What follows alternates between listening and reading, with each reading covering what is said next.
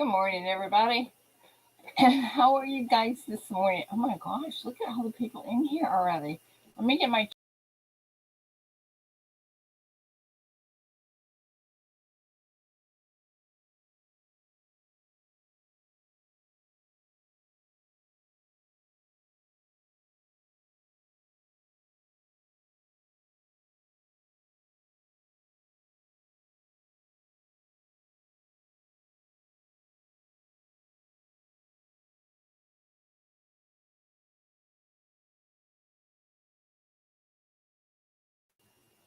okay. Now we are live and ready to go.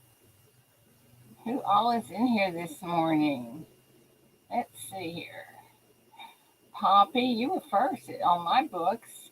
Victoria, Charles, Jessica, David, Jack, Sterling, and David again. Good morning, everybody. So glad you're here this morning. Um, Thank you for putting up with me being leaving early yesterday, but my mom needed me, and I love my mom with all my heart. So let me get this invite up in case somebody decides they want to come join me. Oops. Yeah. And there we go. And there we go. So this is what happened yesterday.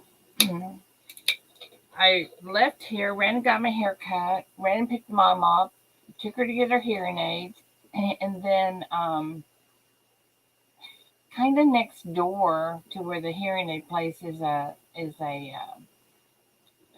fingernail place, a nail spa.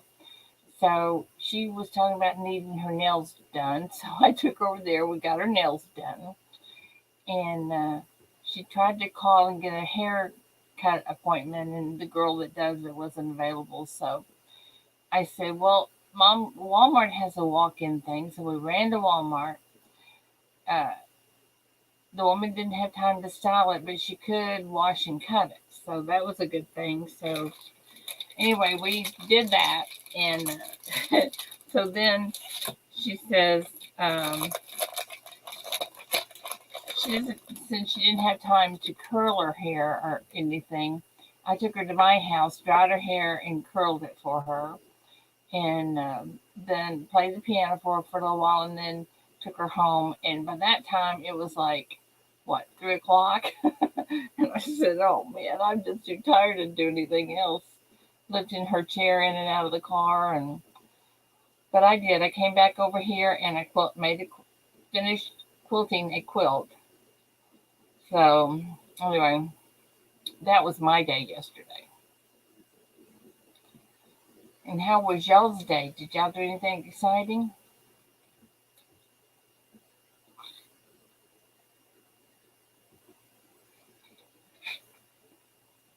Miss Coin Crew, good morning. Cornosaurus, good morning. Butterbeans, good morning. Eric, good morning. Chief, good morning. Good morning, everybody. How you are? Amanda, How's good morning. good to see everyone this morning. So you had quite a day yesterday, huh? I did. I did. But you know what? Seeing the smile on my mom's face, oh man, Yeah, nothing like it. I agree. It's always worth it. Mm-hmm. I like doing the little things for mom and dad. It's always worth it because they really appreciate it. That's right. Especially when they can't get out and do it themselves and take themselves, drive themselves places. Yeah. Well, she was happy. She got her hair, her nails done, her hearing aid. So what else? Nails, hair, and hair. And then while I was at while she was getting her hair cut, I picked up some things she needed at Walmart. So everything was great for her. Good morning, Rocky. Good morning, Rocky. Well, I was up pouring last night till almost 11 o'clock. Holy cow. Yeah, I was trying to do Say, I that was new. sound asleep. I was trying to do that new bar that I'm making with the anchor that's going to be incorporated in the bar. Mm-hmm. Mm-hmm. Good morning. The molds didn't come out too well, so I got to redo it. But it Hey, was a Rob. good test. I'll show you. I got them in the house. You walk in here to the office. Bradley, good morning. Siren, good morning. You can I always mean, tell when Siren's here. some of it came out. Hang on, I'll present you. Morning, Chief. Good morning. Yeah, It's very ugly. you need to work on that a little bit. And then this one over poured into this one. Oh, my. Sounds like you need to have a conversation with Red. Red and I were together on Zoom when I was doing it. Oh, okay. Yeah, Brian was in there. Brian Kitchens was in there. Full Push Metals was in there. Red was in there. Me. Who else came in? But anyway, I did it last night on Zoom, and Red was telling me right off the bat. He says, "Chief, you got to get rid of that tray. You've got that Petrobond in your mold, and that tray's not going to work." He says. I said, "Well, we're going to try it anyway, Red." He says, "Yeah, that's not going to work." It didn't. He was right. Imagine that. I got to build a box, not I use. go through the same thing with the girls here. They think they can know a better way to do quilts, and of course they don't. Well, with me, it was kind of a test, you know. So I'm going to have to build a box and put the Petrobond in a box and all that neat jazz. Mm-hmm. Larry Powell, good morning. Well, I think that however you do it, that Red would be glad to give you some pointers or help or whatever you needed. He's like that. Oh, absolutely. He works with me just constantly trying to help me out. And we, like I said, we go on Zoom now, and he can kind of watch what I'm doing and say, "No, no, not that way. Go do it this way," and that kind of stuff. And Mm-hmm. Mm-hmm. it's helped a lot.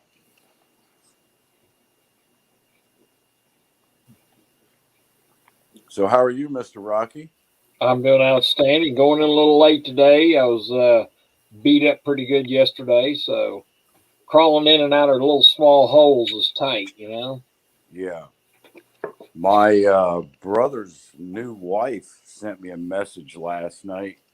She said, "Hey, I got like 500 wheat pennies from early years of wheat pennies all the way to 1958. Do you want them?" And I said, "Yeah, That would 500 be of a them. duh. 500 of them? Sure." And I gave her all the recommendations on how to ship it and everything. So I'm kind of looking forward to this little stack of wheat pennies she's going to send, because Mm-hmm. I don't know if there's a 1914 in there, or is there a 1922 no D in there. They don't know. They don't know about this kind of stuff. Oh, Chief, now your mind's wandering now, isn't it? Yeah, is there any 1909s in there, VDBs? You know what I'm saying? They have no clue. They don't know anything about coins. That's why she's sending them to me. That's awesome. Hey, if you guys know Steve Howden, he came in here. He won a 1 gram silver round the other day, but I haven't heard from him and I need his address. Steve Uh, Howden. just throw it in the giveaway box for the end of the month. I'm going to, if he doesn't show up, for real, I will. That's exactly what I will do.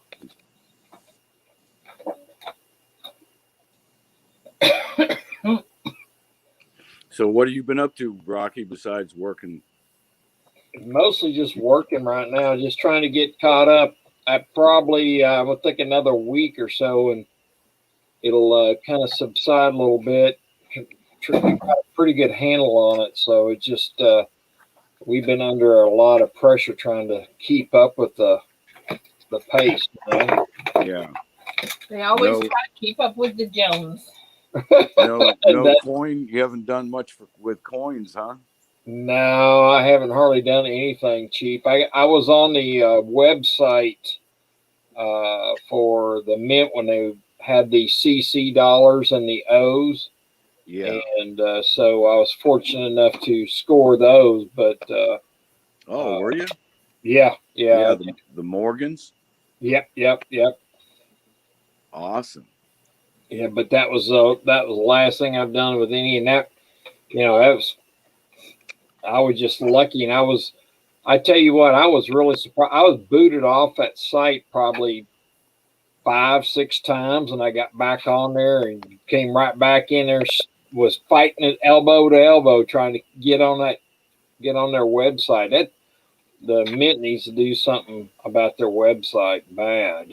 I hate the frustration I have to go through sometimes going on the Mint's website.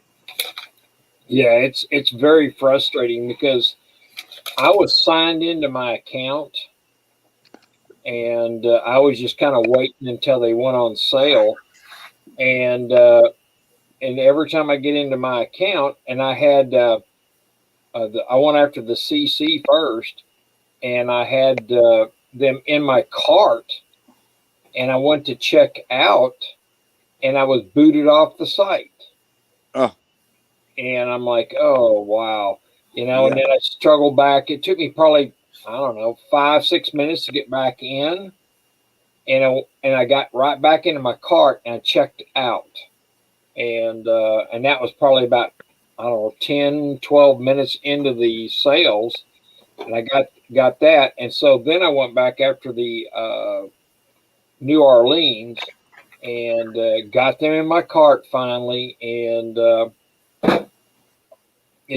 I got booted out 3 times, 4 times out of there trying to, and this was in my cart. That's crazy. Oh, it is. I Well, sent. I've heard the Mint director saying that there's going to be some big changes made in their programming, especially their site. So we'll see. Yeah, they need to change up. I sent them some pretty naughty little emails expressing how I'm complaining to my congressman and stuff like that, and I sent a copy to the congressman here in. But I'm speaking on deaf ears. Those people ain't going to do anything. But it Yeah. is kind of a, you know, but it's been going on for years. It's nothing new. Well, exactly. Another good example is, did you know that the gold that's in the Federal Reserve vault in New York City has not been inventoried since 1986? So how can you put out a report every year that you're holding so much gold in your vault when it hasn't been inventoried since 86? Oh my Yeah, God, it's really strange how they done that. Larry. Yeah, we've got some congressmen right now that are going after and finding out why we don't have current inventories on that gold. Hey guys, you know, how about that? Abbott, what do you think about what he's doing? Abbott, what's Abbott doing? You know who I'm talking about? Yeah, isn't he the Texas representative A governor, governor? Abbott, Governor Abbott. yeah, Yeah, uh, governor of Texas, Greg. right? I couldn't leave his name. Anyway, he is building the border wall around Texas, and he says he's That, done with this. He's not putting up with it. Things are hurting Texas, and that is not happening anymore. He said he doesn't care who he has to fight. That's what's happening. It's a mess, Ida. I know, but isn't that cool that the governor of Texas is stepping forward? I Yeah, think it's great. it's fantastic, but what kind of showstoppers is he going to run into that's going Well, to shut. he probably will run into, but just short of them bringing in the army to stop him, it ain't gonna happen. Yeah. He said yesterday also too, Ida, that Biden is suing him for putting up such a struggle against all these illegal aliens. Can you believe that? Oh, I can't believe anything. I was like, whoa, I cannot believe that they would file a lawsuit against the governor of Texas because he's trying to secure the border. Yep. It's amazing to see. I mean, it's so you get up there and you think how crazy stuff is backwards. It's just absolutely backwards. It is. But hopefully, people will wake up and things will change. And that's all I'm saying because I don't want to get political. Right. Well, good morning, Bradley. I didn't even realize you were in. He's already headed out for work. Good to see you, Bradley. Yeah, it's just a crazy situation. Oh, it is worse than crazy. It just makes absolutely no sense. Doesn't make sense. Oh, That is it, everything is just backwards. I got my work cut out for me today. Oh, Lord have mercy. Oh, look who we're graced with this morning. Hello, Ellie Mae. Good morning. Good morning there, Ellie Mae. What are you doing there, little girl? Can you come out and play? No, I haven't had my coffee yet. I'm working on it. Yeah, I'm on my way. I got it coming. Don't even talk to me. I haven't had my coffee. Is that your grandson trying to change a tire? No, I found this little picture. I had a flat tire on Memorial Weekend. Oh Lord. And I found this. This was the tow truck driver that came out and changed my tire. Well, you know what I did this morning? I bet he has a hard time seeing over the steering wheel, don't he? Probably. Paula. What'd you do? Morning, I came over here really early and quilted the quilt. Oh my gosh. It is so cute. I'm You're so gonna love it. excited. I'm gonna love it. It's still not done, but I think I can get it in the mail today. Oh well, you've got till September. I know. So am I still allowed to come by and stop in and see the Ellie Mae Planchet people down in south of me? Of course. Okay, I just wanted to check. I haven't banned you yet. Oh. Well, that's good. I'm one step ahead above that, aren't I? Oh, that's good. A good thing. That's a good thing that you're not banned. Hey. Good morning, everybody. Gosh, Ida, I can't go and say good morning to everybody individually. It'd take me an hour. You got lots of people in here. Come on now, Ellie Mae. I do the same thing. Just give her an overall good morning, everyone. Good morning, everyone. Good morning, Coin Junkie. I didn't say Anna. Good morning, Mrs. Coin Crew. Good morning. Oh, Lord. Beautiful people. Oh, Lord. Never mind. Oh, Lord. Just look who stepped in. The neighborhood just went south. Yeah. Oh, y'all quit picking on my body now. Mr. Big Red. Good morning, Big Red. He's the best. He's the bestest. Can you at least show respect and have our coffee ready, when you come in? Have a little respect. Yeah, exactly. Yeah, him and I were up late last night. I know, I saw that. We're surrounded by two women who think he hung the moon. So there you go. That's very true. I'm sorry, we got to rehang that moon. I tell you. Texas Joe, good morning. Good morning, Texas Joe. Good morning. Red and I were up late last night on Zoom. Sterling, I'll give you a hug. Oh, poor Sterling. You could What's the come up matter? if you wanted to. What's the matter, Sterling? Talk to Ellie Mae. He needs a big hug, he says. I'll give him a big hug. We'll give you a big group hug, Sterling. Group hug. Group hug. Oh, so I have to tell you something that Carl Seamus, Carl that's on our panel. Yeah. He sent me a gift. He made me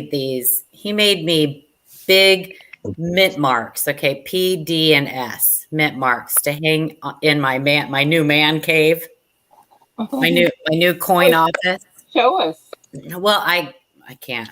They're broken. Oh no! The P survived, but the D and S came, and he packed them so tight that when he packed them, they broke.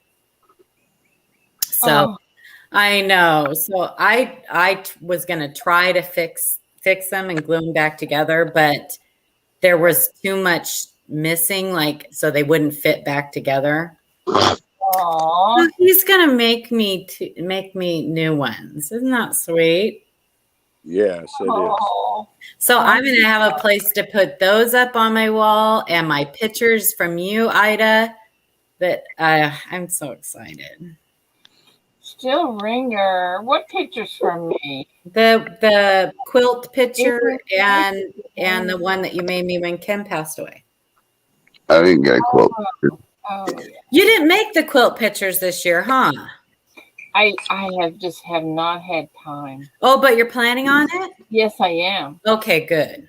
It's on my planning list. Okay. I'm still waiting for mine from last year. I know. Well, you'll get to it at the same time. Good. Oh, yeah. Then I'll make sure I leave. I'll make sure I leave a space. And I'll tell you something else, Paula. No, I'm not going to tell you that. Never mind. You can't do that. That's against the rules. Well, all right then. I plan on making you a thing with all. But that was easy. Well, forget that. You blew that, girl. No, go ahead. You plan on making me. Yeah. Go ahead. Go ahead. I plan on making you a new thing with all the members on there. Oh, a wall hanging. I have it up in there. You probably can't. Wouldn't you like to have one that has everybody on there? I would like to have one that has everybody on there, and with our new logo. Yeah. But I'll never get rid of that one. What new logo? Our Q&A logo. Well, what logo's on the other one? The old one. Oh. The one that we originally made. Yeah. That the artwork that Chuck did for us. Yeah. Ida, put your foot on the gas. Keep up, girl. Keep up. Yeah, really. Keep up. And I made it. You'd think I'd remember it. Exactly. Oh, listen, you guys can. It is so hard sometimes for me to get my list going. I mean, I have my list, but to get to do the things because I've got people that come in all day long. And I can't ignore them, their friends or their customers or their UPS drivers who needs a snack. You never know.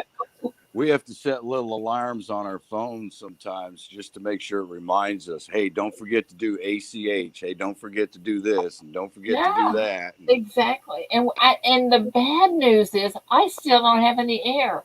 It was 81 degrees in my house yesterday. Your air is still not fixed. Gosh, Ida. I know. Morgan needs to come fix that for you, 81. Well, they've already torn the thing apart. So I had to turn the heat on in my house yesterday. It was cold. Yeah, I don't want to hear that.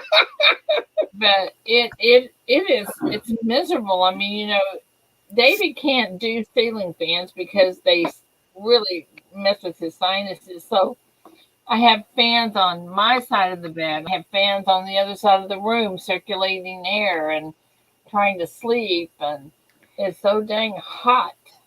Yeah, that's miserable trying to sleep like that. It is. Hi, Cirque.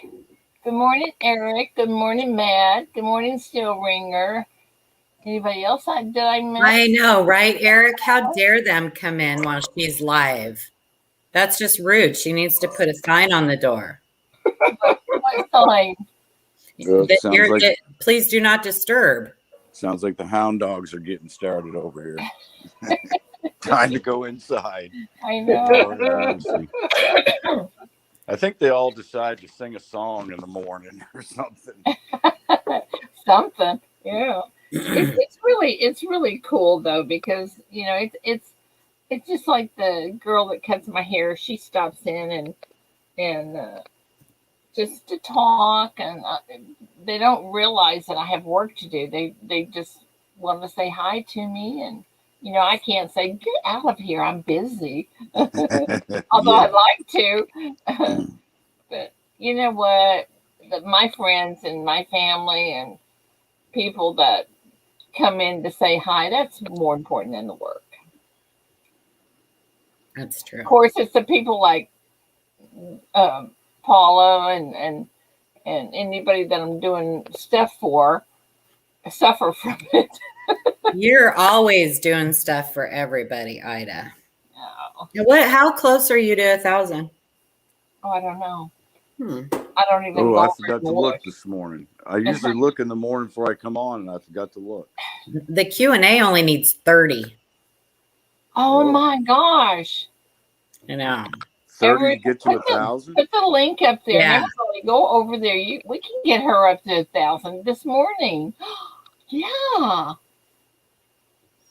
How Yeah, cool is that? that would be nice, because it would, we've got that website, and that's not cheap, and Oh, that would be awesome. Okay, Yeah. Miss Coin Crew says I'm at 685. Yeah. Thank you guys. You guys 685, that's all? I thought you were up to like 800. I know, that's why I said it's not gonna happen.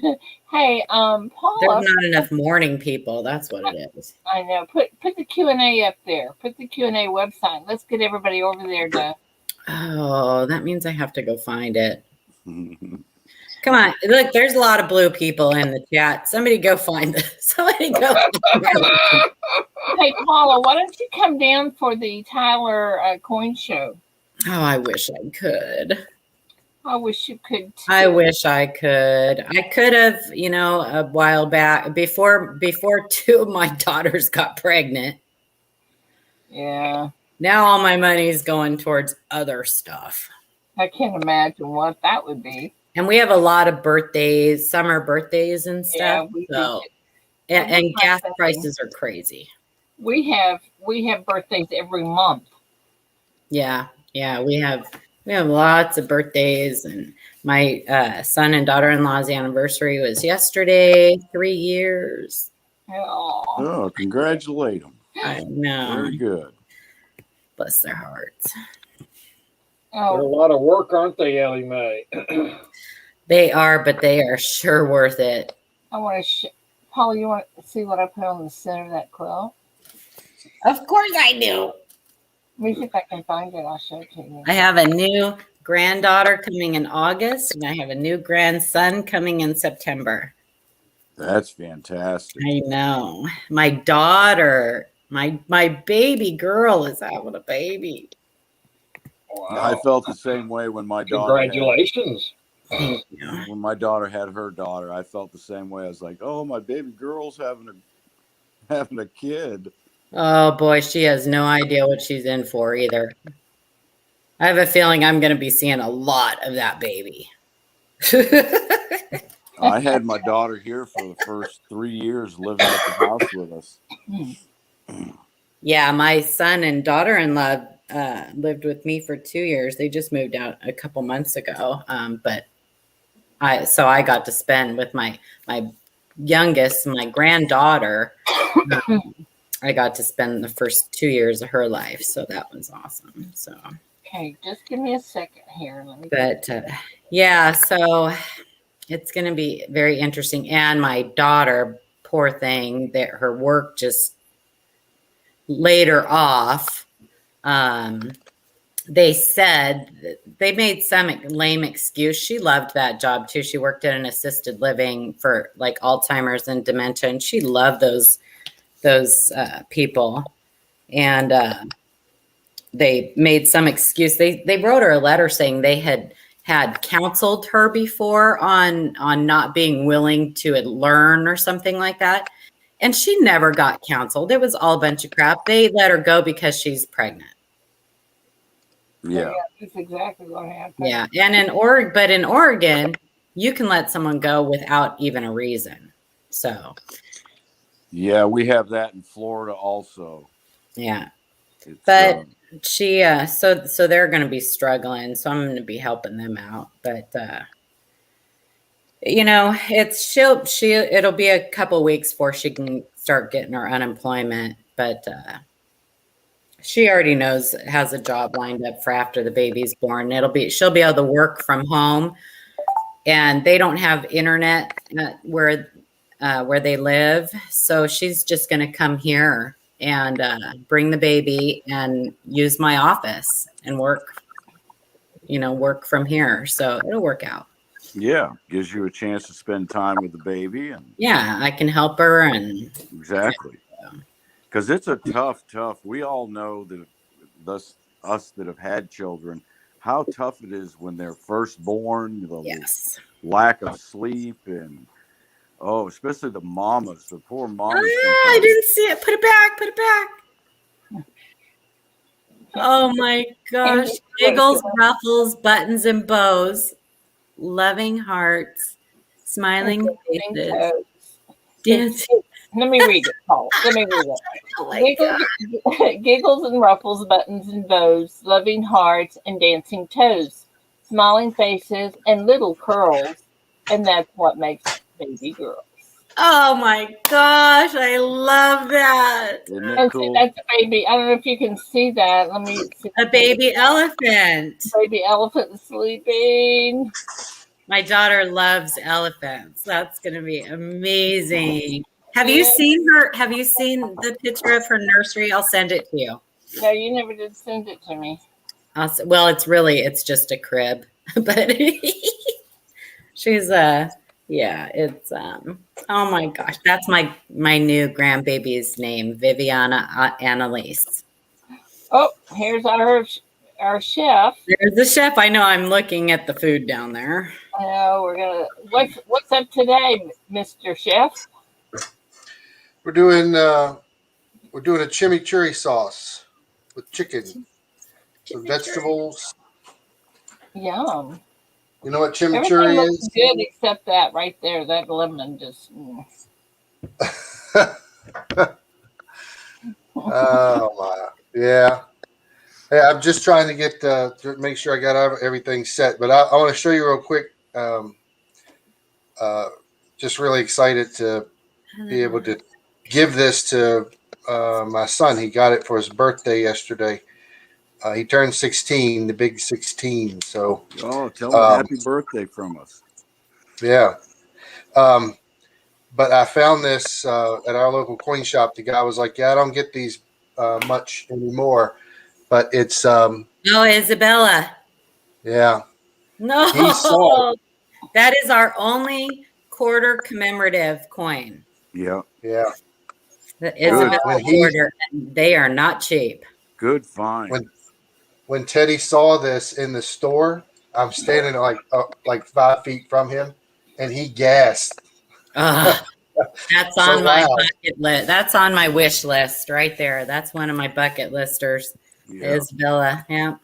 And I turned around and was like, "What?" And he was like, he's got an Isabella. Mm-hmm. Yes, so we saw it several months ago, and I ran back in and grabbed it and have been holding on to it. So he had no idea yesterday he was getting that, and I mean that's the only thing that we got him for his birthday because of what it is and the cost. But it was sort of it's 16 years old. I can't buy you a car, but I'll get you this friggin' quarter. Oh man, I sure wish my daddy bought me one at 16 years old. Oh Lord! I bet you still had it, right? Man, that's a good coin. Those are beautiful. I wish you had a scope you could show everybody. I mean, they can look it up, but that's a beautiful, beautiful Well, coin. is it silver? I mean, what is it? Yes, it's a silver. But it's our only quarter commemorative coin. It's a quarter. It's the Isabella quarter, but it's a commemorative. Right. And it's like it's like the first one It's of the the first first. commemorative. It is Yeah. the first. Mhm. What is the date? Is it a 2009? What's the date on it? Can you show it again, BR? 1893. Super hard to find, y'all. Wow. And yeah, hard to find in good condition, hard to find not cleaned. Yep. Yeah, but they're even shoot, I'd take a cleaned one. I don't care. They're beautiful. Yeah, I told him I didn't want to. I told him that we would, if he wanted to, we'd send it off to grade, but I didn't want to do it ahead of time and not have it back for his birthday. And if he wanted it, we could send it to grade because it's in great shape. I mean, it's, that one's definitely worth slabbing right there. Yeah, get it protected in some way. Yep. Yeah, and Teddy keeps telling me, considering what I paid for it, he goes, "You underpaid for it." He goes, "It's worth a lot more than." He goes, "It's worth more than what you paid for it." I was like, "Well, that's good." Oh yeah. So he's got a. He also has a. What grade is that? Yeah, BR. Go ahead. What grade is that? He's got it listed as a BU. A BU. Okay. You can't hardly see it. The reflection on it's really hard to see it. Yeah. Wow. I'm looking at one right now on eBay, and it's That looks like a really nice looking coin. $375. I'm going to share my screen real quick so everybody can see what it looks like. Sorry, Chef. I know you're cooking. No, go right ahead. I'll do it real quick. You're fine. I'll grab a couple more things.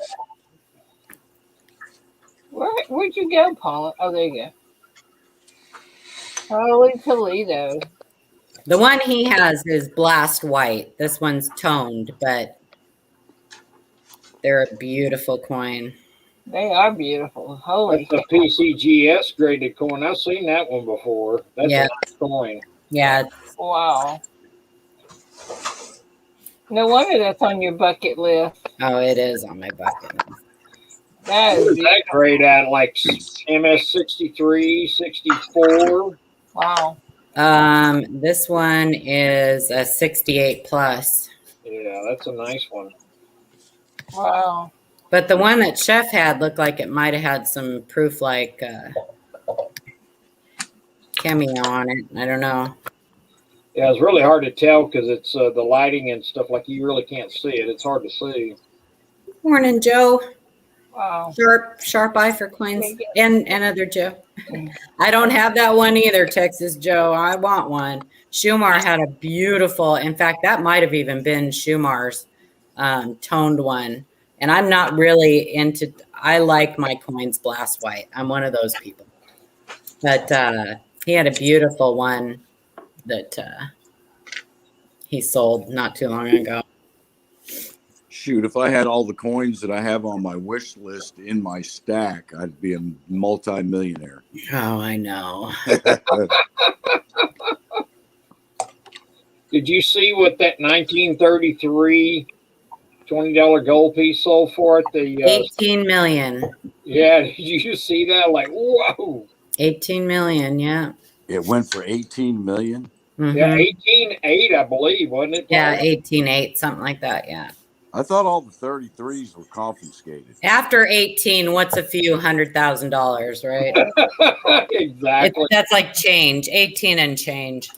All right, guys, you gotta let Chef come in here. Okay, yep, Chef's cooking. What'd you just do, Chef? All right, so you can do this sauce with just about anything.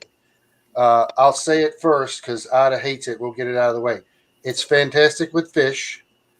It's great with chicken, pork, beef, it works well with a lot of different meats. So we're going to use a chicken breast today, but I had some pork loin that I was thinking about cooking up with it, but it'll go with just about anything. And it's and I apologize to you, Ida. I have I have the recipe, but I printed it off, and now I'm trying to get into my flash drive, and it's not my computer's not recognizing it. So I've been trying a couple different computers, and now I'm just going to take it to work. For whatever reason, I can't get back in so that I can send them to you. Isn't that crazy? Thanks, Victoria. Yeah, she can go in and add it to her description after. Yeah. So I'll but I've been trying to pull it up, but I do have it because I said Monday I was going to send them, and then I haven't. I've just been between being busy. We started a new menu, summer menu, and trying to get this thing to open up for me. I haven't been able to get to it. But anyway, what I've just put in here is we've got some olive oil. So it's about 1.25 cups of olive oil, nice extra virgin. We've got 6 tablespoons of red wine vinegar. And then you use zest. I use zest from lemon and orange. And remember, like I said about zest, if you're going to zest it, don't go too far. Just get the yellow. Don't go into the white. The white is bitter. Bitter. Called the pith, P-I-T-H, the pith. And the pith is bitter. And if you start scrubbing on that and getting it in there, you're going to have a very bitter sauce. So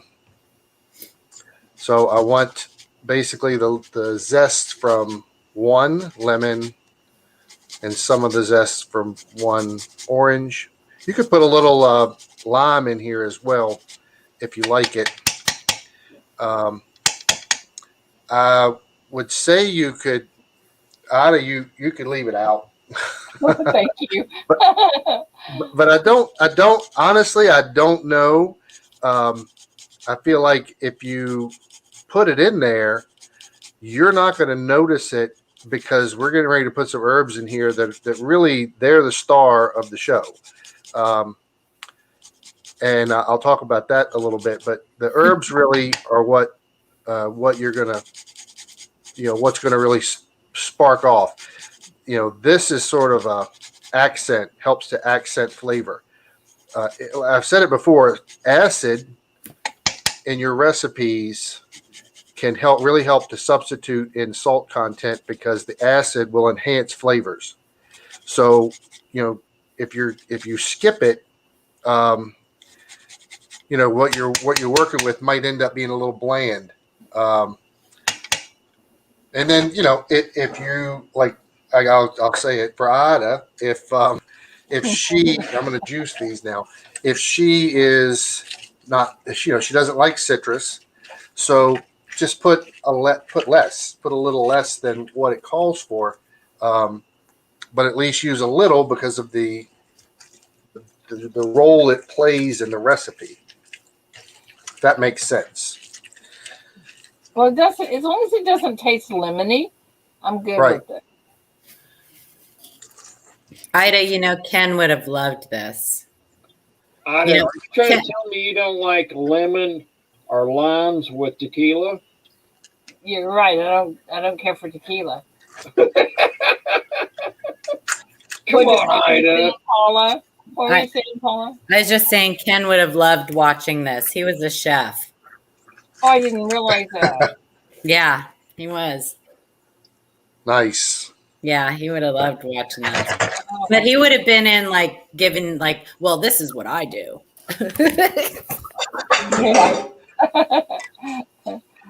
So we're going to use some of that juice in there,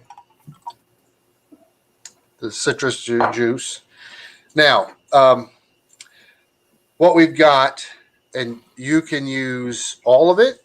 You can use, you should at least use a couple. I've made chimichurri before where I've only used parsley and oregano. Let's see where my picture is. parsley and oregano. I've also done it where I've only used cilantro and parsley, or cilantro and basil. This recipe, I'm going to put everything in there because, again, it adds a lot of body, to the sauce. You could also use it as a marinade if you wanted to take some chimichurri, maybe let's say you make up a batch. You got a lot of it. You want to take a pork chop or something and roll it, or chicken breast and roll it in some chimichurri, put it in the fridge, leave it there, cook it, and then you'd have some chimichurri to put on it after you're done. I went ahead, just so you didn't have to watch me strip all that and put it all together, I went ahead and stripped and chopped up all of these herbs. Yum. Now, if you've got a blender works. I've got a bullet, so I'm going to use a bullet. I love my bullet. Yeah. We're going to put that in. Then we're going to top it off Garlic. with some garlic. I bet what you just put together, that alone would be really good in like a pasta salad. Oh, yeah. Oh, and again, chimichurri, cook some pasta, throw some veggies in there, and whip, and then just toss this. I've got some red pepper flakes. Now, if you are not, if you're not a big fan of heat, I've got cayenne. It's got a touch of cayenne in it. You can go heavy, you can go light. We also have some black pepper, touch of salt, and there's a little sugar. Again, I use a Himalayan pink salt. Fancy.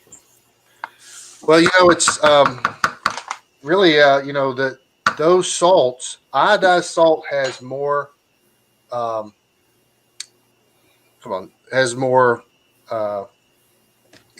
what's the technical word for salt? Why can't I think of it? Sodium. Has more sodium in it. Iodized salt has more sodium in it than a natural salt like a Himalayan salt. So if you're trying to cut back on sodium, you can use something that like a sea salt or Himalayan salt or something like that. Actually, what am I doing? I need one tablespoon. That's interesting. I've never used the other side of the spoon before. I did that on purpose. That gives me like that tiny little pinch. Oh, right? Nice. Right. So, and I've got pepper on this side. So if I wanted to just like get a little pinch or something, I'll use the back of a spoon.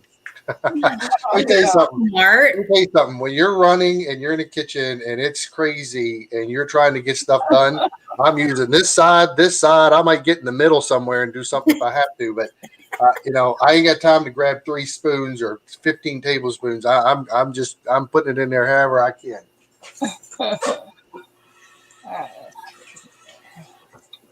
Yeah, that's just a way to say, okay, I need a pinch, and I don't want to pinch it with my fingers. All right, so, and then the last thing that goes in here, a little bit of jalapeno.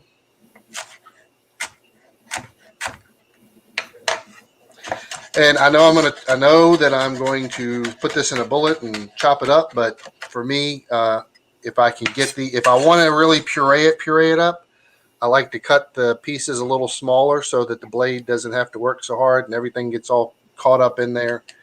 So I will chop mine up a little bit before. All right. Oh, gosh, I'm getting hungry. I know. I want to make this for dinner tonight with pasta. That is typically what happens in the morning is everybody starts to get hungry. They're watching and they're doing it. Now this is going to be a little loud. You want me to mute? No, that's all right. Watch your ears. If you got headphones in, pull them out.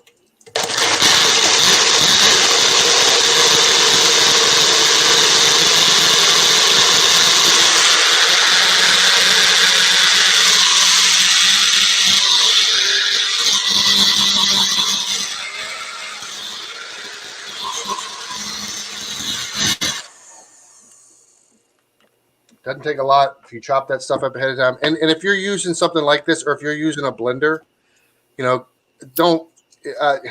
I chop up, like I said, I chop this stuff up to kind of give this, so it doesn't have to go so long. And I want the pieces kind of small. If you don't want to do that, you want to let it run a little bit longer. You can drop leaves in there without doing it. When you're working with the oregano, what I'll tell you is if you go to strip this, if you pull up like this will break. This top piece, all that stem is super soft. It's new. You can drop it right in there and puree it up with the rest of your herbs. Where it broke is where it starts to get a little woody. All right. So that you probably don't want. So you grab that end and then you strip the rest of it down this way. Like that an woody, asparagus. Yep, exactly.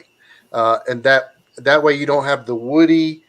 I cannot stand eating something and feeling like I'm chewing on a twig.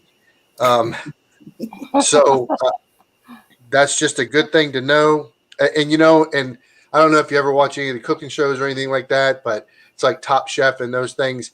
If one of the chefs in the competitions, if one of the chefs finds a bone in their food, that is a huge, huge no-no. Although fish have bones and there's lots of bones in fish, the idea is that as a chef, you would never allow something like that to happen. You would make sure that there's not a bone or a scale or anything in your fish. This is that same kind of concept to me. I don't want anything twiggy, woody, anything like that in my food. But so just remember if you start to pull it here, as you pull up, it'll break where it starts to get a little woody, and you can use the rest of it. So that's a good thing because this can take forever. And I've watched people in my kitchen even grab it and they'll do this and they'll start to pull it off like that. Like, dude, we don't have that kind of time. You need to hurry up. Let me show you something. There is nothing worse than a little woody. That's right. Sorry, I had to. You had to do it. I know. Hola. Sorry. I had to go there. Oh, all right. So we have our chimichurri. It's a nice green color. Paul, I just choked on my sausage. Sorry. Now you've given many, many, many men a very big complex. Okay. But they'll never admit it. Oh my gosh, you guys are so bad. I'm staying out of that conversation. So how long is this good for, like in the fridge?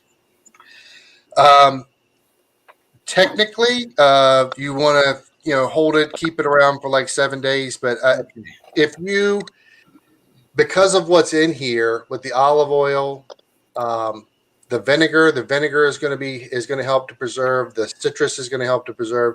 You could hold this for 10 to 20 days. You'd be fine. You just kind of want to watch it. Anything like this, you want to try to use it up within a 7-day time frame. So if you make it and you want to make it today because you're doing it this weekend, go for it. The longer it sits, the more those oils and everything meld together, and you get a nice flavor profile.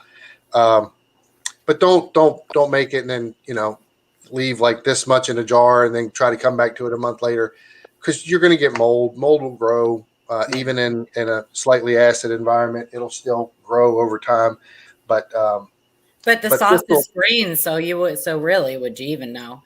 Yeah, it kind of looks like field pea soup. Your mold will be blue. Don't worry. That looks so good. All right, so to go with that, very quickly, let me find where to set my knife. Oh, on the computer. Linda, to go with that, we're gonna do quickly do a little bit of vegetable. Look at you go. That's my yob. That's your yob. That's my yob. Fantastic. I'd have done cut my hand 3 times. I was just going to say I would have no fingertips left. Yeah. That's how I get a manicure, is cut up some vegetables.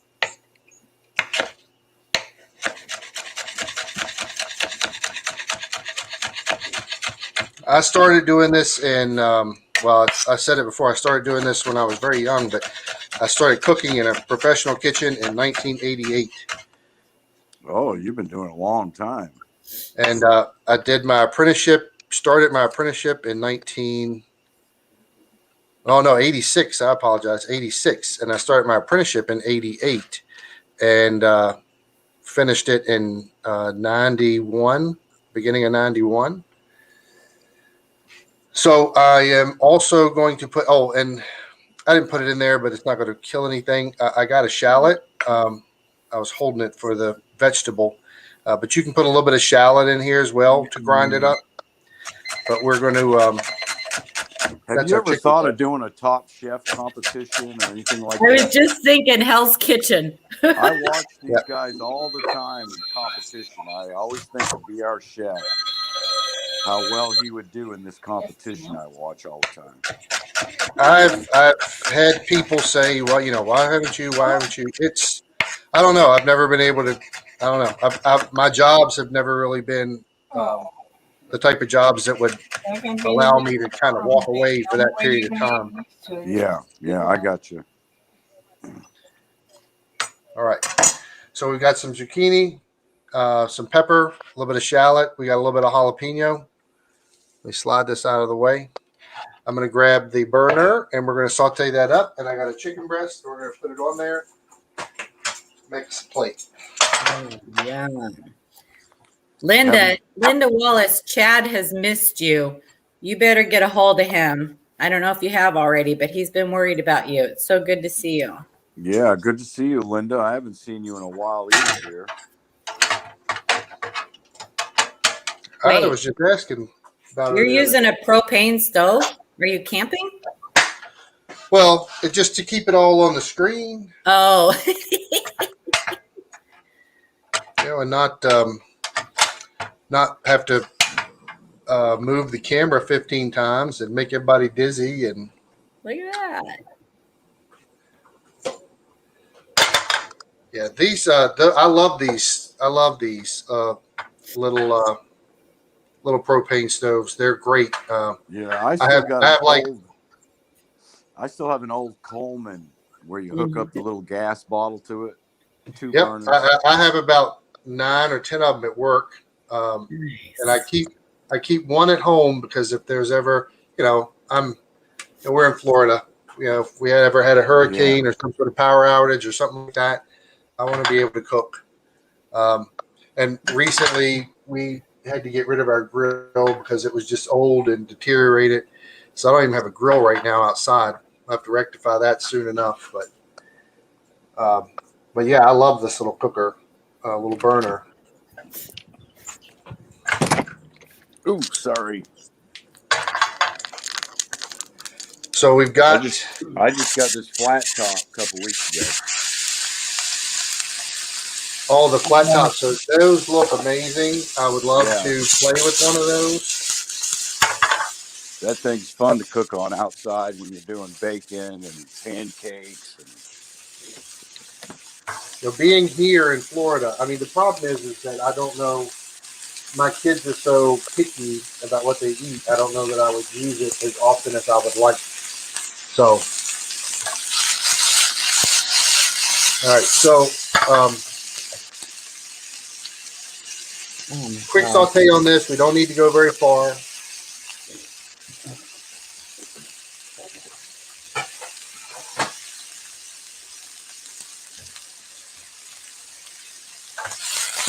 And I will just to season, to flavor this. To put a touch of salt and pepper in there, but what I'll do is I'll just drizzle some of this chimichurri in.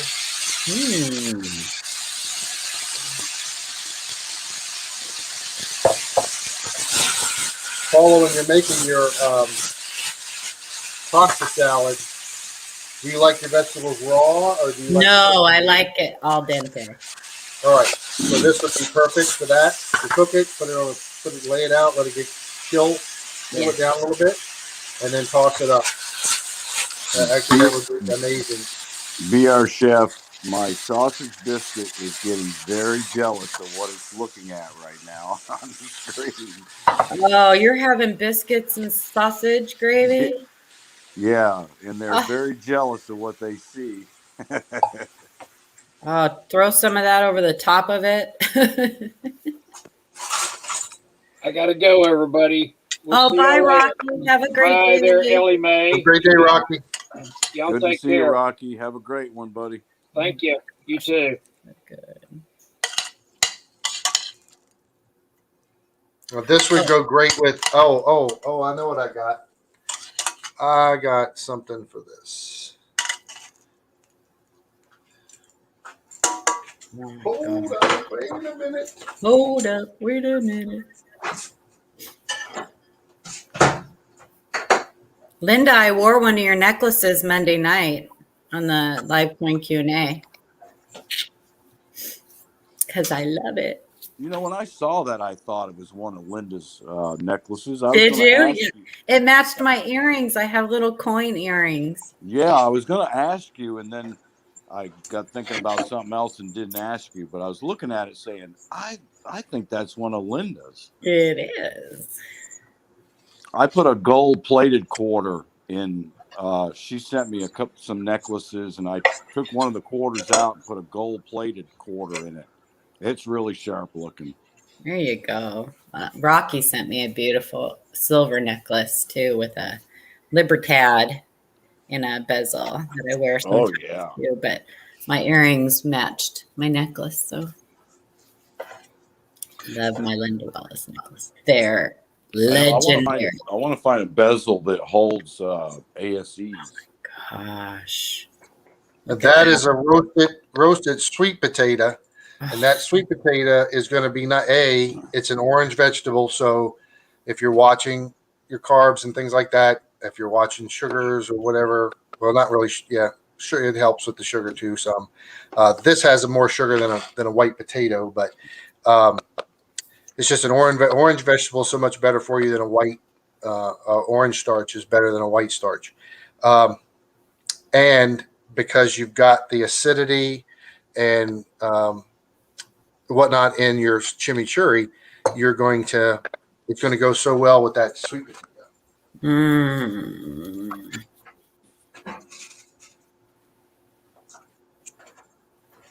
And then we will Chicken. use our chicken breast. And this is just, chicken on the grill, chicken in the oven, however you like it. Roasted chicken, leftover chicken, whatever's clever, whatever you got that you want to use. Like I said, any meat will work. Look at that. Thank you You've very got much, a meal Victoria. here. Thanks, Victoria. And this is just, you don't have, low fat, all fresh vegetables, yellow starch. This is a great meal. Great meal. I've done this before. I've done it before. Can you see that? Oh my gosh. Yeah, I like making sweet potato pie with pecans in it. Look how Looks like a quick color. that was too. Looks like a color explosion. Yeah, it does. That's beautiful. I've done this before where I take steak. All right, so I'll take steak and I'll marinate it in some of the chimichurri. I'll grill it. I do a salad, just some mixed green salad up top. Slice the steak, lay that on the over the salad, and then on the side I'll do guacamole. I'll do like 3 little dollops of guacamole, and then I'll put grilled shrimp. Put 1 shrimp on each piece of each drop of guacamole. So I've got a duet, so steak and shrimp, and then drizzle chimichurri all over it. And man, I've done that for lunches in the past, and people go crazy over it. Yeah, that looks fantastic. Especially So, with that you're talking about shrimp and steak. Ooh, go. Is it lunch yet? I'm telling you. So chimichurri, with whatever your favorite David. whatever your favorite meat is. Just not fish, right, Ida? Right. Right. I'd have fell That's asleep. right. No fish. Doesn't he make the plates and everything look pretty? Oh So my gosh. I forgot I was muted when my phone that's went. his yob. I know. It's just it's a quick, easy meal, and if you've got some of this salad dressing, you could use this as like a salad dressing just as easily. There's just so many. I love this sauce. It's so versatile. That's why I wanted to try to show it off a little bit today. There's a lot of different things you can do with it. I'm going to take the rest. I'm actually going to take the rest of it and put it on pork and chicken, and then over between today and tomorrow, that's what we'll be having for dinner. Nice. Yeah. None of this stuff that I make goes to waste. Just so I you know. Well, I bet not. I know, Sterling. But, well, And I'm having to be super careful. I will say, I Monday morning, I can't be here because I've got to be in early. They want to run a barrage of tests on Monday morning, and one of them I've got to have blood work done, so fasting kind of thing, and then, but I gotta be there at like 8:00 Monday morning to get that whole thing kicked off. So I won't be able to come in to the show. But yeah, and for me right now, I'm staying away from the starches. It's like the sweet potatoes I won't touch, because I've got some crazy stuff going on, and we're working to get everything back under control.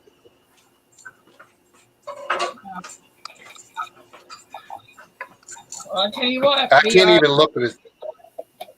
Go ahead. That's It's a amazing. beautiful dish. Well, thank you, and I hope you guys try it. I'll as we're talking right now, I'll sit down and send this over to you. But yeah, fantastic. Thank you so much. That's amazing. That is We're amazing. here. We're here 3 times a week, every week. Come on back, Ellie Mae. No, I've been here. I just haven't talked. I know. I heard you the other day that you kind of you watched. Yeah. You know what? I'm not like ready to get away completely, but I completely understand it, because I've stepped away from a lot of the streams just because there's so many other things going on. I can't keep up. I feel like I'm like losing touch with Reality? a few other aspects of life, and I gotta like, all right, stop. Yeah. I hear that. But I that's only natural. I think it's just, it's not the first time in my life where I've had to say, okay, that's enough of that. I got to move on to something else because it's distracting, and this is a little bit more priority. Yeah. You got to take care of that health. Got to watch that health all the time. Yep. Well, and the because last year was just obviously last year was just so crazy for everybody, and we all have a story. And for me, it was the fact that I had to leave the state to go work, and leave the family here, and I wasn't able to leave that place to come home. And when I did, they did let me come home like 3 times in 9 months.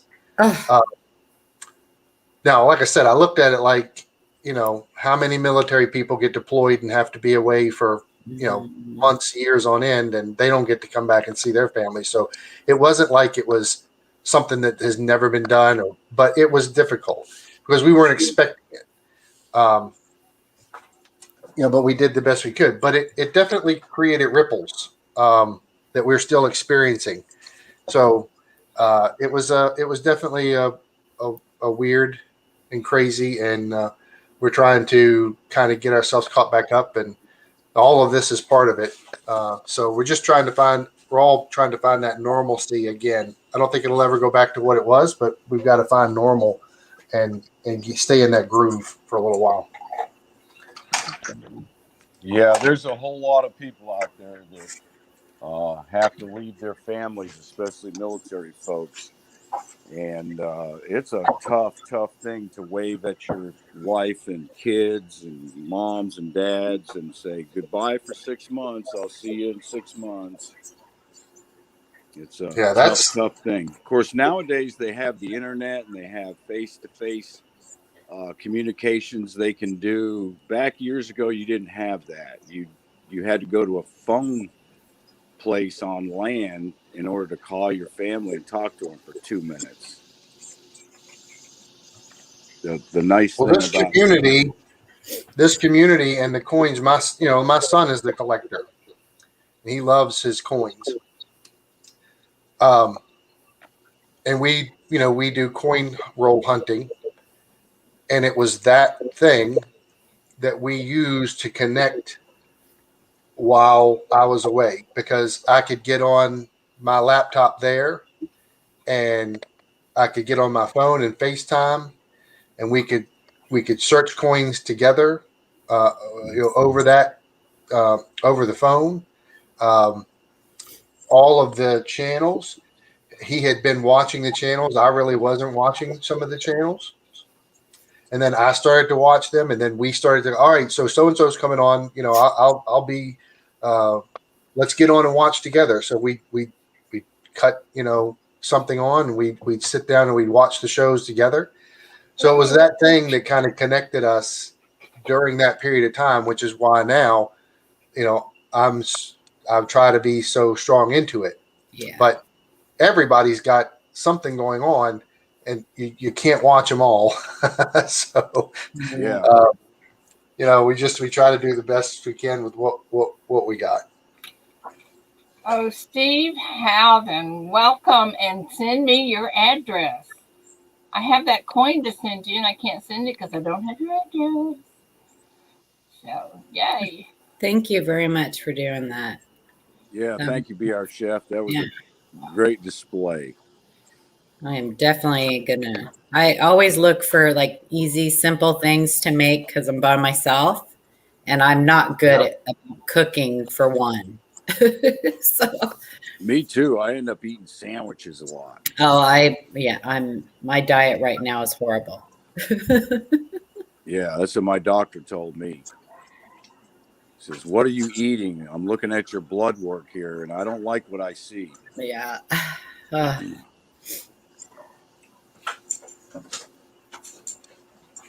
Well, it's like even if I look at something that's got sugar or starch, I think my sugar spikes.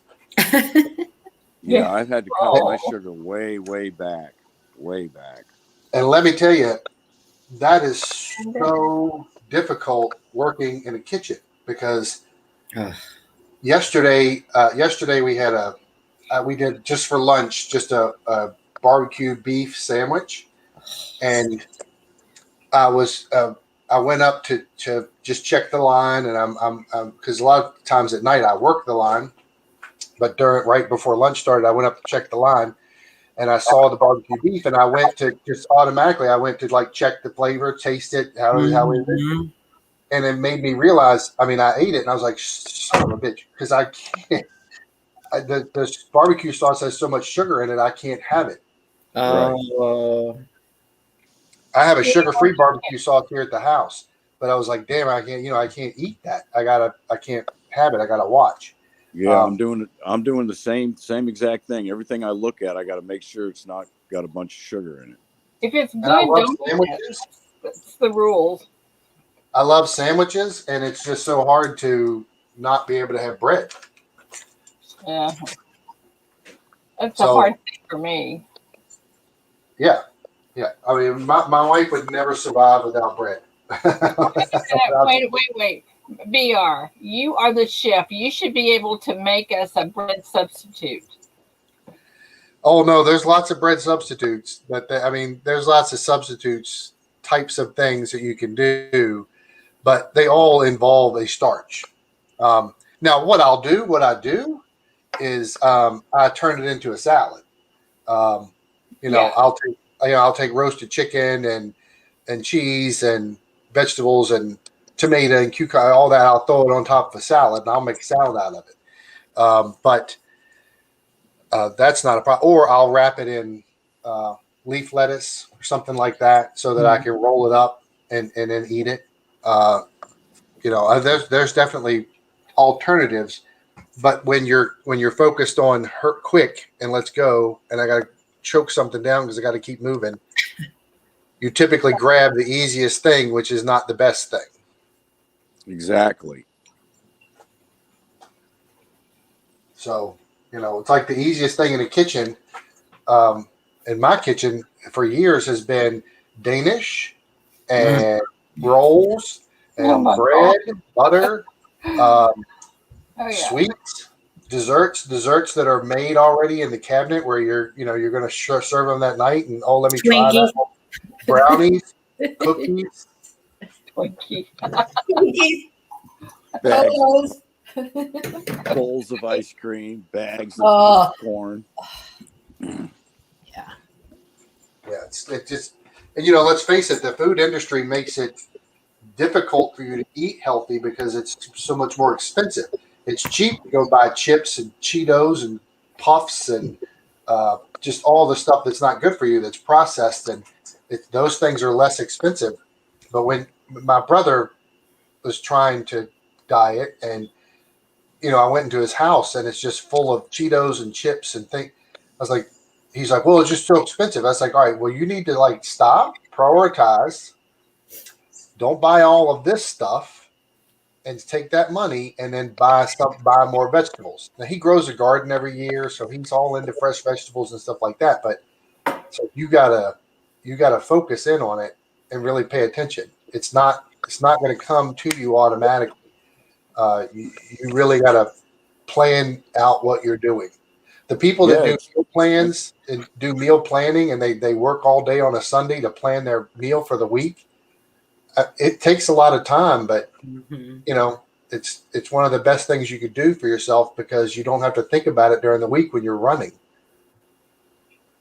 Yeah, with me, I haven't been a big vegetable or greens type eater all my life. So now reverting over to eating more fruit, vegetables, and greens is difficult for me because it's not something that I've really had a lot of in my diet. I don't know, it's hard for me to grasp not eating that steak and not eating that lot of starch. Well, if you can think about it from a standpoint that you want to keep beef as a treat, so beef is like a once a month, maybe twice a month, and then you want to have chicken and pork, but you want to focus in on mainly seafoods. So if you eat more seafood, then work in some chicken and pork so you're not sick of seafood, and then a couple times a month you have some beef. Those proteins, you want to have the proteins. Keto is all about the proteins and the vegetables. And then, of course, if you really get into that, the fasting part, where you only eat during a certain time frame.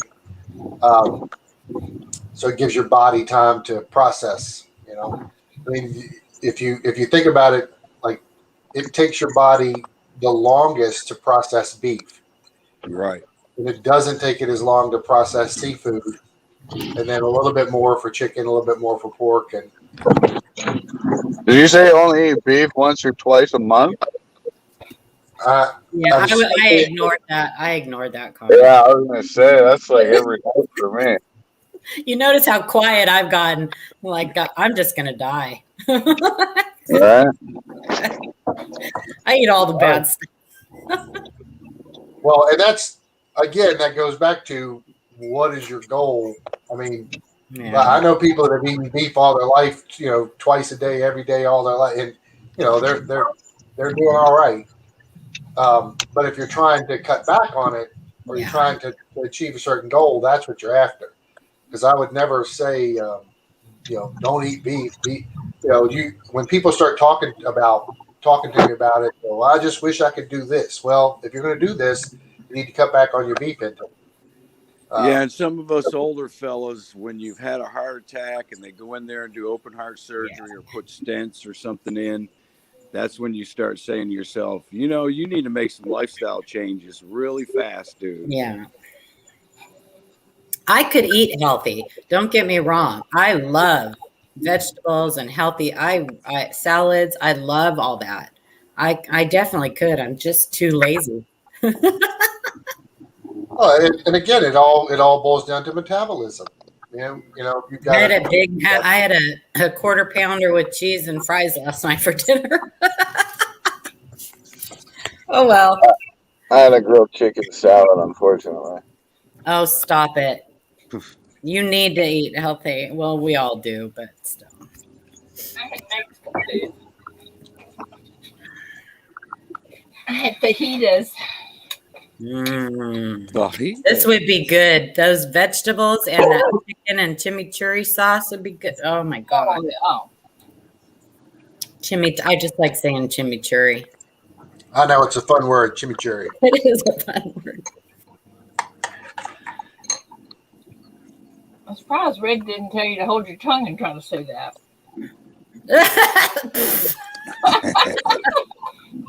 Spread your cheeks. You remember that? Spread your cheeks and say chimichurri. Get the puck off my eyes. I'll keep my mouth shut, won't I?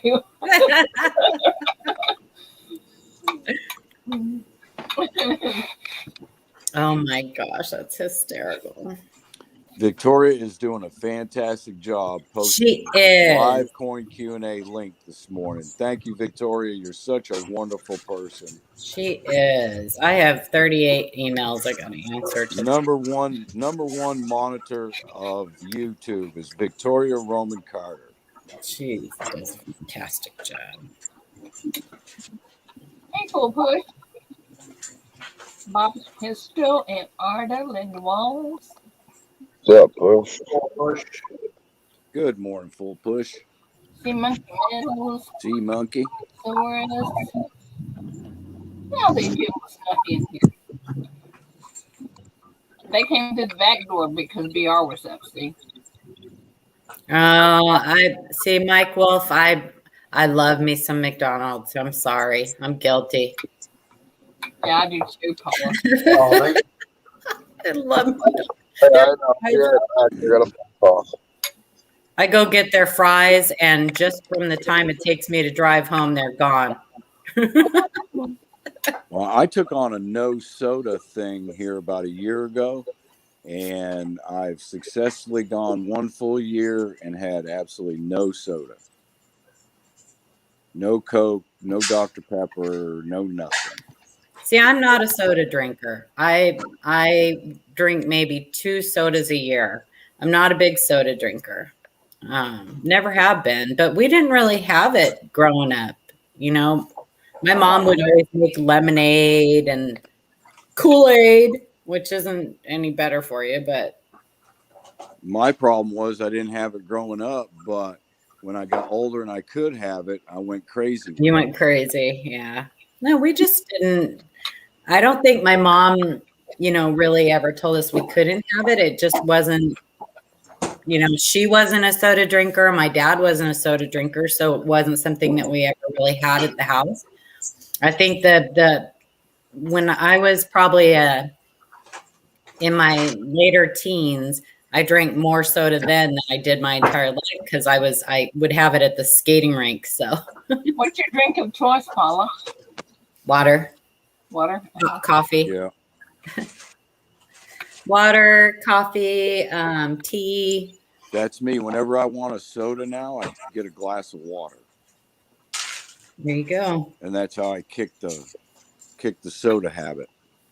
Well, they have those flavored waters and all kinds of stuff, Yeah, my wife uses that little packets of Crystal Light and puts in her water.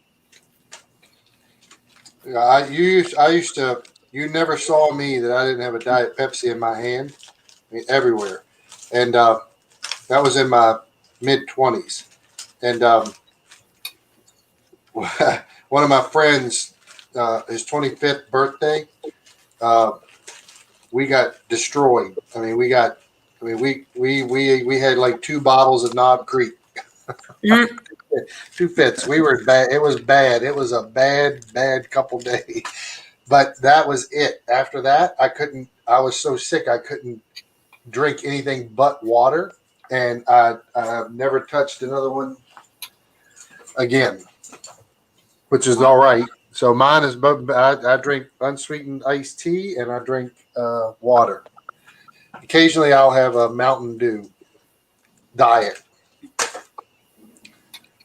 So Larry Pell, how many days are you going now without insulin? How far, how much, whatever, you know what I'm trying to say. Oh goodness, he's up there now. He's Is he? yeah, he's got quite a few days behind him now. Maybe the last I saw, he was at like 71, 72. Yeah. Wow. Good for you.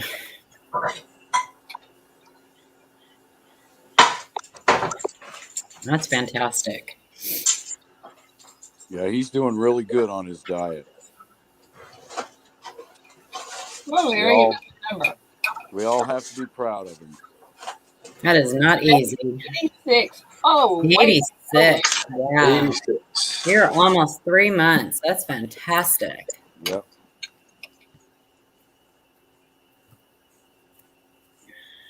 wow. I watched a documentary one time about, I want to say that it's, I want to say it's the people that live in the Appalachians, but I'm not, don't quote me on that, about them drinking Mountain Dew and how all their kids' teeth are all rotten and just all kinds of stuff. It's this like, I wish I could remember what the name of the documentary was, but you probably don't want to watch it anyway. But it's a big, like Mountain Dew is like a big thing in this community. Well, any of them, when any of those drinks, just the sugar. I mean, I can't drink a regular soda. I can't. One sip, if I even tried, the sugar content is just so high. After not drinking them for so long and staying away from sugar and drinks, it's too much. And plus, it's we won't get into it, but it's it's the corn syrup. It's not even sugar, friggin' corn syrup. Yeah. At least the one thing I do truly love, and everybody's going to go, ooh, yeah. The one thing I do truly love is Dr. Pepper, but I want the Dr. Pepper that's in the small bottles. That's the old school recipe. It's only got like 5 or 6 or 8 things in it, not much at all, but it's real sugar. So that is the only one that I can tolerate, and I haven't had one of those in I can't tell you how long. But yeah, it's just there's just so much in there that yes destroys ruins your teeth, ruins the enamel, all of that stuff. The food industry is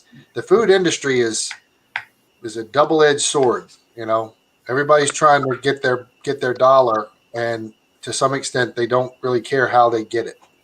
Oh, they don't care. There's a lot of people like that, not just in the food industry. But. Well, a good example is take a little bit of Coke and put it on your car and come back the next day and look at that spot. Yeah, put a couple Lincoln cents in a cup of Coke. Come back in a week and see what you got there. Right. Come back a day later, look at it, and you'll go, oh, no more of this in my belly. But it'll clean the heck out of a toilet bowl. Man, if I gave my grandson soda, I'd be peeling him off the ceiling. Oh, that's a no-no. My son told me already one time. It's a no-no. Do not give these boys soda when they're over here, Dad. Mm-mm. I said, no, I don't. I don't drink soda anymore. He says, oh, yeah, that's right. Okay. Because Ethan, when he comes through the door, my grandson, he's 8 years old. The first thing he asks is, Papa, can I have a Coke? Papa, can I have a Coke? So I don't have Coke no more. Larry says they put additives into the sodas to get you addicted and stay addicted. Well, that may be true, but they only need to put sugar.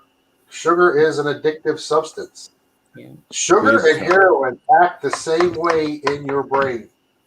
Yep, big time. Once you have, it's like if you don't eat sugar for a long time and you go and you have like a little taste of sugar, it will trigger and you will like be craving something sweet, like crazy craving. Um, you don't need much, just sugar will do it. Well, Capital currency. what do you say? He said, I protect my enamel with skull. Skulls. My. The sugar can't get to it that way. Yeah, that's right.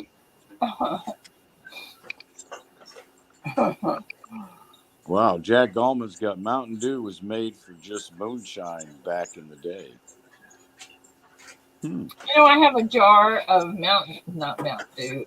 What was I thinking? Not Mountain Dew. What is the Moonshine? moonshine? Yeah, that's been in my cabinet probably 20 years.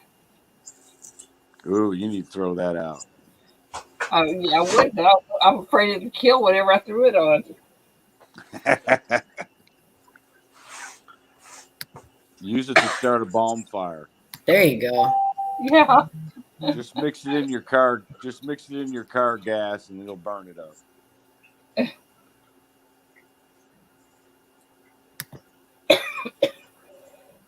I don't know, but I don't think it would be very good. I don't think Texas Joe, I understand what you're saying. Heroin is a much more dramatic and tragic thing, but the science behind it, that they both do the same thing to trigger or to catch you. Addictive qualities, Right. properties. Yeah. Not in the effects. I mean, you're not going to, drink a Coke and go, Right. jump off a top of a building and think you can fly and, whatever. Do I need to disqualify myself as a doctor or something like that Don't quit your day job. before I make these statements? No.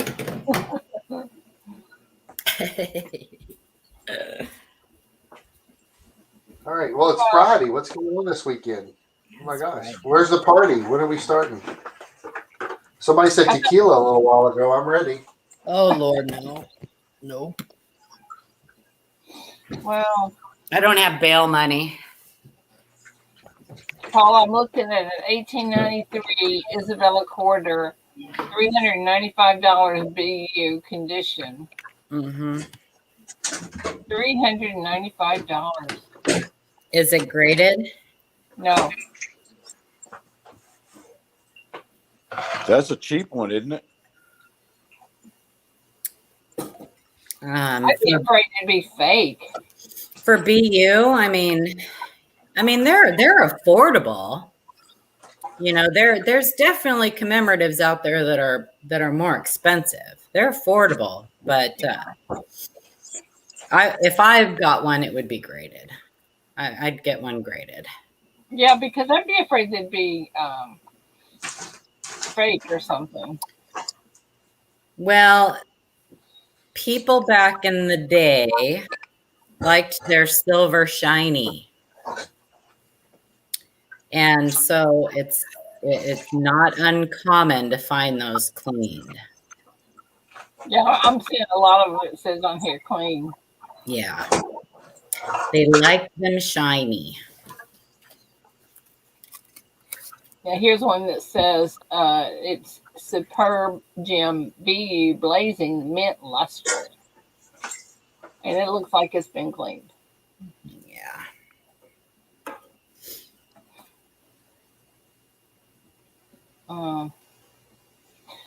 I have a friend that won't buy anything that's not slabbed at least in MS64. And I don't know if that's a good thing or not, but 64 on here is some kind of expensive. Well, if I'm going to spend that kind of money, I want it authenticated, and I want to make sure it's not cleaned. And, yeah, I would, MS64 would probably be the MS64 higher would be what I would go for sure. Yeah, yeah. Wow. I buy a lot of my coins. I will buy high-end AU, like AU 58, because that is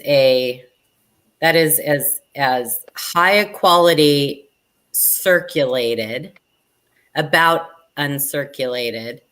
That's the highest you can get in about uncirculated. Right. It's, in my opinion, it's better than a low MS, because even though it's mint state 60, it's a problem coin. There's some problem with it. Hey, Mad. Good morning. Yeah, I understand that, Paula. So, like my 55 double die is a AU 58. AU 58. So, and I can get it for less money, but it's still the highest about uncirculated you can get. So a lot of times you're actually getting a better coin. But Paula, what if you have an AU versus an MS? That's quite a bit of difference. No, it's not. Mm-mm. No, it's not. And so an uncirculated coin that's a low end MS, MS60, there's a problem on the coin because there's a reason it didn't get a higher mint state grade. What it is? An about uncirculated coin, high end, might have a little bit of rub somewhere that they've detected somewhere on the high point of the devices or something, barely detectable. Yeah, and sometimes it's just the strike itself. If you look at whether it was a late die stage strike. Yeah. Take a Morgan dollar and look at a low end, look at a mint state 60. You're going to see a lot of problems on that coin. Yeah. The high points of the coin will be worn more around her ear. There's going to be a lot of nicks and things in the field, and her forehead hair. The eagle's chest on the back of the coin. All the high points areas. I mean, that's just my personal preference. People can, there's a lot of people that won't buy AU coins. They only want mint state coins. In my opinion, a high-end AU coin, I will get it before I will a low MS. But that's just my preference. Well, and some also are putting registry sets together, so they want to try and get the highest graded coin they can find in that year and in that type.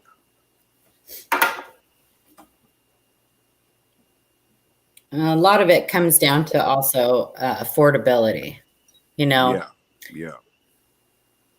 It's like I saw a guy last night. He had a 1909 SVDB penny on Instagram, and it's on an auction. The last bid on it that I looked at was $4.99, and that was about 11 o'clock last night. An SVDB? Yeah. And what condition? It wasn't slabbed. It was in a clip. It was in a 2x2 clip. Flip? Yeah, flip. Yeah. And the last bid was $4.99 on it. Well, what was he saying as far as the grade? Did he say anything about the grade? Could you even read the date? Yeah, it was written on there. I think he was saying it was AU58 in his opinion or Oh, he's something. not selling an AU5809 SVDB for $400. Yeah, that's what I was looking at. Never. Not a real one. Exactly, that's what I was looking at. Not a real one. No way. I was thinking that should be a lot more. The price should be a lot higher on that. Yeah. But then again, he had it in a 24-hour auction, so those were just bids that he was receiving up to that point of $499. I don't know where the bids ended up this morning.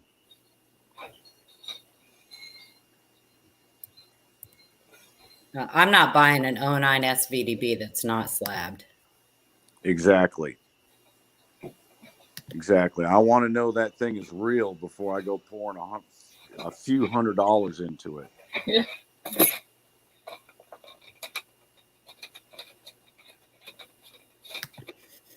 So let's see what an 09S VDB in AU condition. Let's say AU50. In brown, an 09S VDB in brown in AU50 is 1,080. Yeah, that's what I thought. Yeah.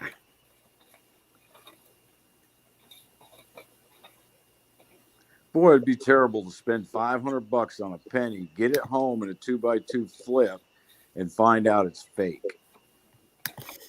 Or altered. Yeah, or altered, right. Oh my. That would be pathetic, wouldn't it? Oh, God, I'd feel so bad. Mm.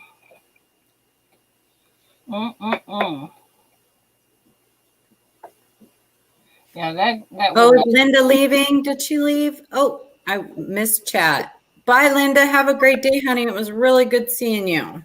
I'd Linda. probably take the guy's return address off the envelope and go ride over to his house, wherever he lived, if he didn't live overseas, of course, and say, "Hey, man, let's talk about this penny I just bought from you." Yeah, just don't do it. Mike says he has a slab 64 Rosie dime I won from Ida in 2012, PF70 penny, and I do have some third-party grading coins that I'm going to send them to PCGS to be regraded. Make sure they're worth it. Yeah. You know, just about every graded coin I have is one that I've won. I bought most of mine. Well, I got a couple for Christmas last year, too. A beautiful it's a 64 plus Morgan, 1885 MS64 plus. I got that for Christmas. Beauty.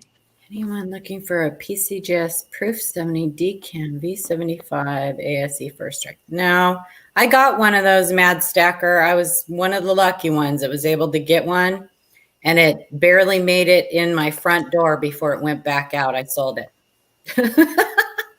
It was still in the box. I turned that sucker. Flipped it. Nice. Oh, that's pretty. That's my 64 plus Morgan. It's probably the nicest Morgan I have. But I got another one that's not slabbed, and if you put it next to the 64, you swear it's right around the same mint state condition because it's just beautiful.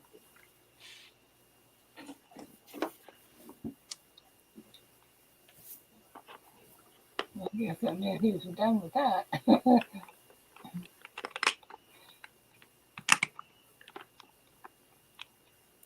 So, BR, you should put something up there besides that so that we won't be so hungry. Oh my gosh, my stomach is growling. I'm surprised you guys can't hear it.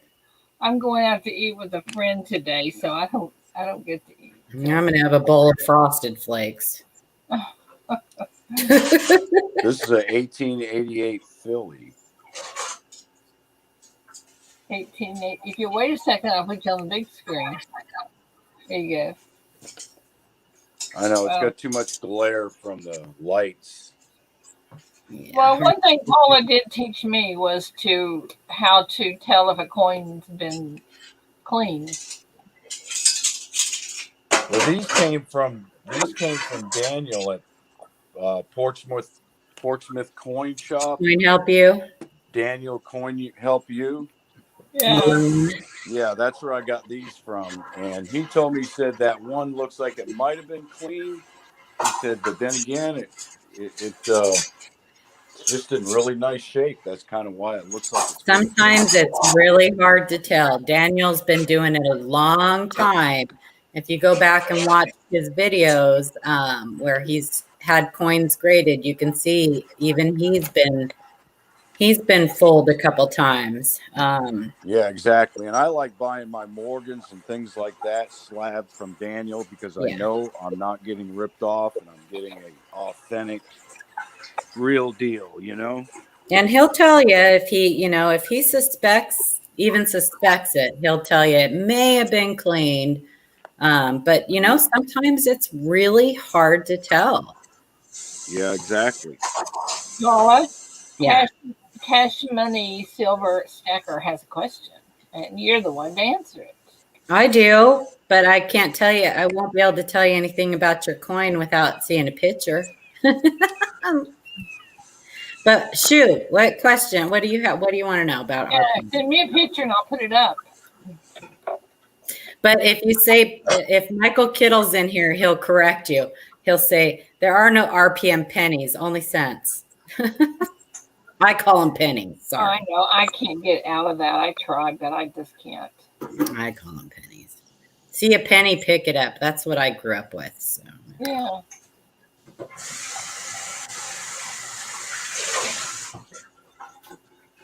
Well, that's great, though. Yeah, Cash Money. I go over to John Wexler's site for RPMs when I'm looking at RPMs. See what he has listed. And I'll look at Variety Vista. Yeah. So I don't use Wexler a lot when I'm trying to attribute RPMs, and the biggest reason is because your first pickup, your first die marker for an RPM is going to be the position of the position of the mint mark relative to the date. Right. That's going to be your first die marker that you're going to go to use to try to match it. And he doesn't always show that. He doesn't always show the date and the mint mark position. So, but Variety Vista does. Yeah, I like to use Variety Vista most of the time. Yeah. Usually when I'm looking at double dies, I'll use John Wexler more than when I'm looking at RPMs. Yeah. Yeah, that's all preference, whatever you find, whichever site you find easiest to use. Copper Coins, Wexler, Variety Vista. Yeah, I've never tried Copper Coins. Check it off. You can send us a picture to Cash Money at our live coin Q&A. There's no telling how many What's the date on it? RPMs I have in wheat pennies because I have thousands and thousands of wheat pennies. Oh, they're fun to look for. RPMs were the first variety that I ever found, and I have to blame them for getting me hooked. You know what it was with me? It was a double struck 1998 penny, and it was rotated in its collar.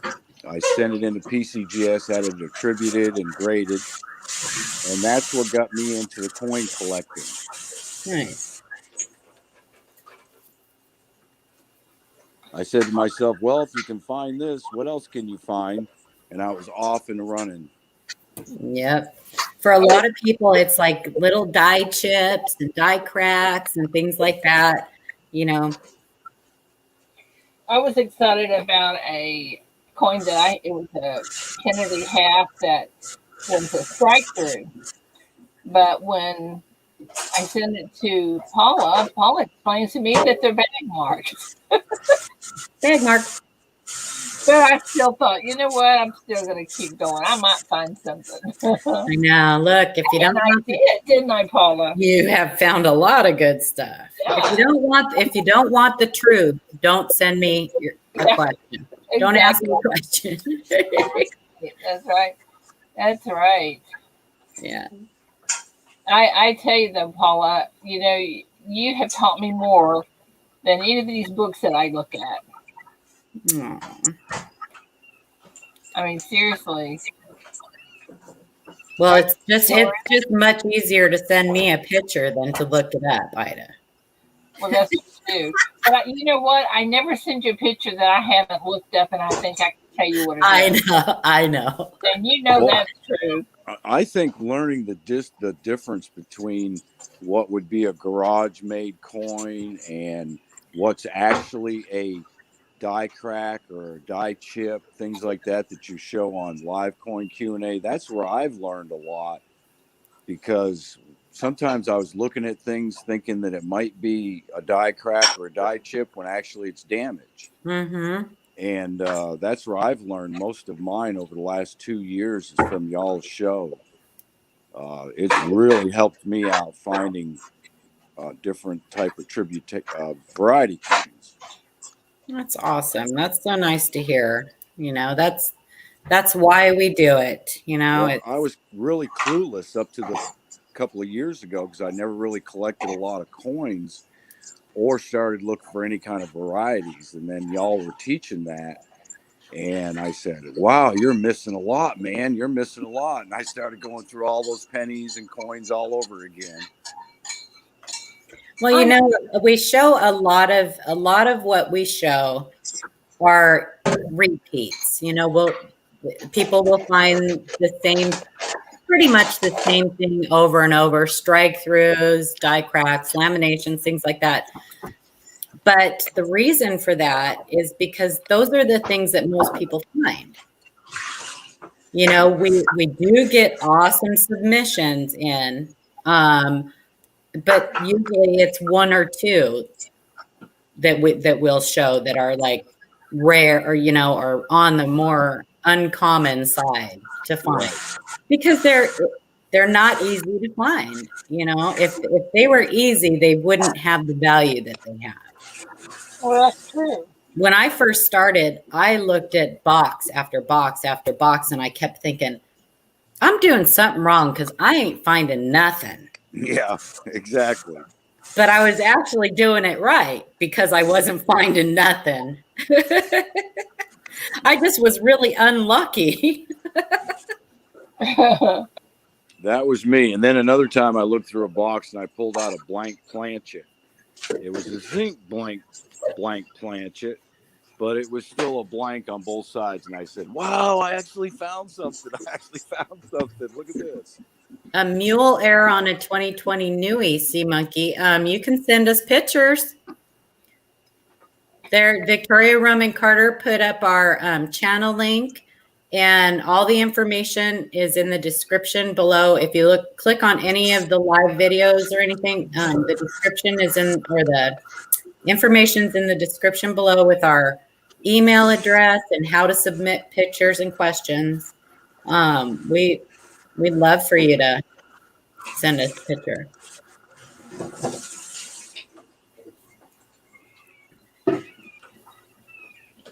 Yeah, Ida, I'm not gonna be able to see anything from you showing me a picture. Well, this is what Cash Money sent in.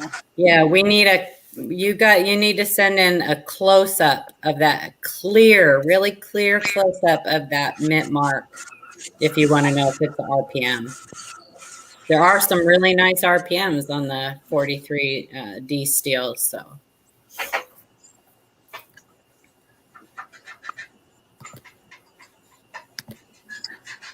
I don't know. That one sure looks good.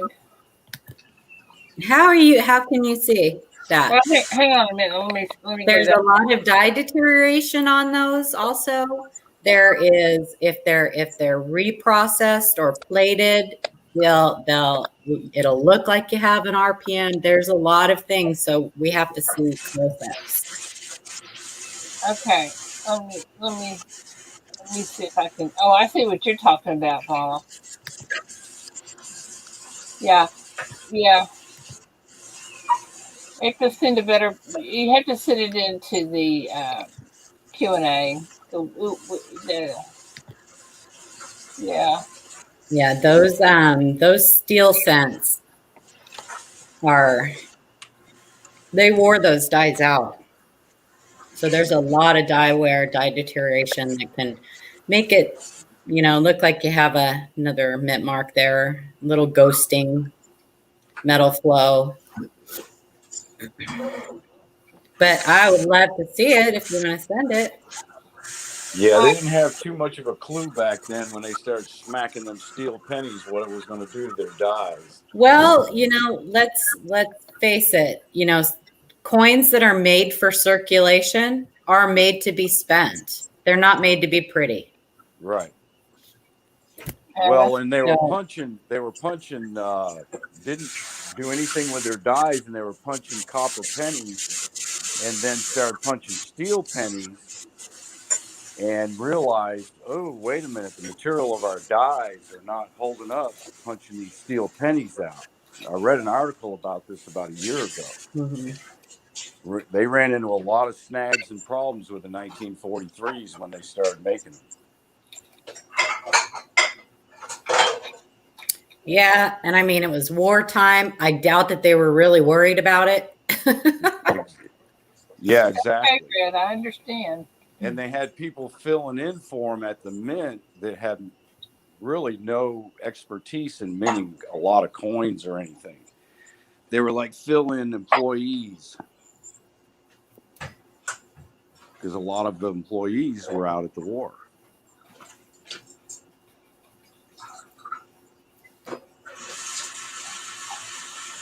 Guys, I guess I need to get out of here and finish this quilt. I've got to try to get in the mail today.